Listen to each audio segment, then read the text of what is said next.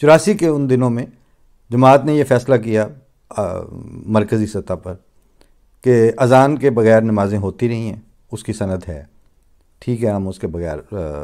نماز پڑھ لیں گے۔ مسجد کو وہ مسجد نہیں کہتے، ہم بیت الذکر ہیں، اللہ تعالیٰ نے ان کو بیت الذکر بھی کہا ہے، تو ٹھیک ہے کوئی مسئلہ نہیں، لیکن لا الہ الا اللہ محمد الرسول اللہ کے اوپر ہم کمپرومائز نہیں کریں گے۔ وہی پرامن جماعت، اس نے پاکستان بھر میں ہزاروں کے حساب سے گرفتاریاں دیں، اور ان کے اس وقت عدالتوں میں آواز پڑا کرتی تھی کلمے والے آئیں جی، اور نہ صرف یہ کہ کلمہ پڑھنا نہیں چھوڑنا، بلکہ کلمے کے بیج لکھوا کے اپنے سینوں پہ آویزاں کیے، اور یہ مرکزی فیصلہ تھا، خلیفہ وقت کا فیصلہ تھا۔ جب یہ فیصلہ ہوا تو عبید اللہ علیم صاحب، یہ واقعہ انہوں نے مجھے خود سنایا ہوا ہے، وہ ان دنوں BCCI میں جاب کرتے تھے، آغا حسن عابدی اس کے اونر بھی تھے اور بینکر بھی تھے، تو ان سے کہیں جب ملاقات ان کی دفتر میں ہوئی تو انہوں نے بھی اپنے یہاں پہ سینے پہ کلمہ طیبہ کا بیج لگایا ہوا تھا، تو وہ ان کو ایسے دیکھتے ہی، وہ اخباروں میں تو سب کچھ چل رہا ہوتا ہے، پتہ ہوتا ہے، سب کو پتہ ہوتا ہے، کہتے ہیں علیم یار تم تو ایک لبرل شاعر آدمی ہو، تم نے بھی کلمہ لگا لیا۔ مطلب یہ کہ یہ تو کوئی مذہبی اس طرح کے لوگ ہوتے ہیں جو تحریکوں کے حصہ ہوتے ہیں، آپ تو عبید اللہ علیم صاحب کہتے ہیں کہ عابدی صاحب بات یہ ہے کہ میں نے اس لیے یہ کلمہ لگا لیا ہے، اب یہ کلمہ ہمارا ہو چکا ہے۔ یہ کیا مطلب ہوئی کلمہ ہمارا ہو چکا ہے؟ کلمہ تو کلمہ ہے۔ کہتے نہیں، اب اگر آپ کلمہ طیبہ کا بیج لگائیں گے تو آپ پاکستان میں احمدی سمجھے جائیں گے، آپ لگا کے دیکھ لیجئے، آپ کو احمدی سمجھا جائے گا۔ تو اب جو کہ کلمہ ہو ہی ہمارا گیا ہے تو پھر اب میں نے بھی لگا لیا۔ تو خیر کہتے ہیں وہ کافی شرمندہ ہوئے، اور میں اس زمانے سے، جب سے یہ میں نے واقعہ سنا ہوا ہے عبید اللہ علیم صاحب سے، آج تک، بلکہ پچھلے ہفتے تک بھی کسی سے میری پاکستان میں بات ہو رہی تھی تو میں یہ واقعہ ایک مزاحیہ واقعے کے طور پر سنا رہا تھا، اور میں اس کو آج تک ایک مزاحیہ جملہ ہی سمجھتا رہا۔ گرمولہ ورقہ کی مسجد پہ جس وقت انہوں نے یہ کلمہ توڑا اور اس کی ویڈیو انہی ملوانوں نے خود بڑے فخر سے وائرل کروائی ٹویٹر پہ ڈال کے، اور پورے پاکستان میں وہ ویڈیو پھیل چکی، اور آج اس کے اوپر 4-5 دن بیت چکے، اور کسی مین سٹریم میڈیم کو توفیق نہیں ہوئی کہ اس پہ بات کریں، کسی حکومت کے ادارے اور اہلکار کو یہ توفیق نہیں ہوئی کہ وہ توہین کلمہ کے اوپر کوئی سٹینڈ لیں، کوئی موقف اپنائیں، کوئی بیان دیں، اور کسی سطح پہ کسی رائٹر یا ان کے اینکرز اور ان کے چینلز اور ان کے مختلف دھڑے، اور حتیٰ کہ ان کے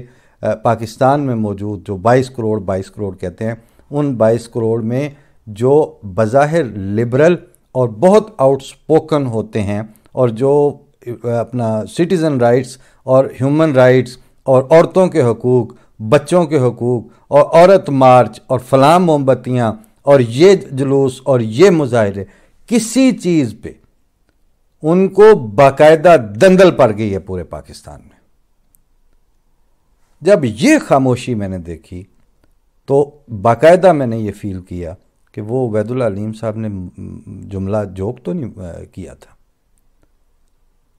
اگر ان کا کلمہ ہوتا اور اگر یہ لا الہ الا اللہ محمد رسول اللہ کو اپنا کلمہ سمجھتے تو وہ جہاں بھی لکھا ہوتا اور جہاں بھی اس کی توہین ہوتی، ان کو بے قرار ہونا چاہیے تھا، جو کہ یہ نہیں ہوئے۔ ان کا اس پہ چپ سادھ لینا اور اس کو کوئی واقعہ ہی نہ سمجھنا،